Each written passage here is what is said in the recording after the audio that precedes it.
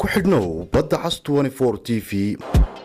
madaxweynaha jamhuuriyadda Soomaaliland mudane Muuse Biixi Cabdi waxa uu wareegto madaxweyne xilka qaadis iyo magacaabis ku sameeyay xubno kamid ah xukuumaddiisa waxaanay u dhignaayeen wareegtooyinka madaxweynuhu sidaan wareegto madaxweyne ujeedo xilka qaadis ku Amaal Cabdi Xasan gudoomiye ku-xigeenkii hore ee hay'adda dhawrista iyo tayada ku Maxamed Aadan Xirsi agaasimaha guud ee komishinka maamul wanaaga sidaad la socotaan xilka qaranka ay sunihiisa tahay in uu meerto noqdo oo hadba loo idmado cidda hanan karta sidaa darteed waxaan gartay in laga bilaabo taariikhda maanta in aan idinka qaado xilalkii aad u hayseen ee kala ahaa gudoomiye ku-xigeenka hay'adda dhawrista iyo tayada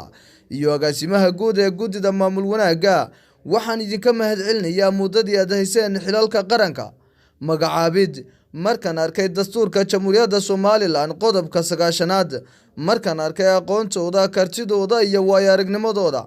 markaan ku qancay inay hanan karaan mas'uuliyadda ka dhalanaysa xilalkan markaan sameeyay la tashi waxaan go'aamiyay in laga bilaabo taariikhda maanta aan xilkan u magacaabo mas'uuliyiintan 1 Cabdinaasir Axmed Xirsi Maxamed agaasimaha guud ee wasaaradda deegaanka iyo horumarinta reer miyiga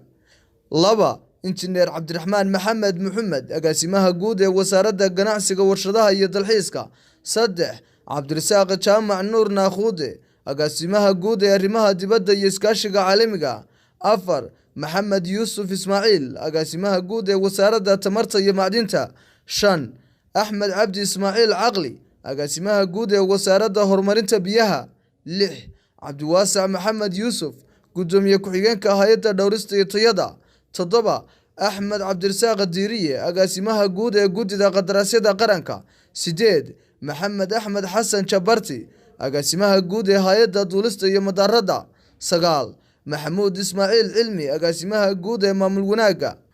waxaana wareegtadan ku saxeexnaa madaxweynaha jamhuuriyadda Soomaaliland mudane Muuse Biixi Cabdi alle ayaa mahad leh waa Maxamed Andar telefishinka caalamiga ee badda cas 24 magaalada Hargeysa.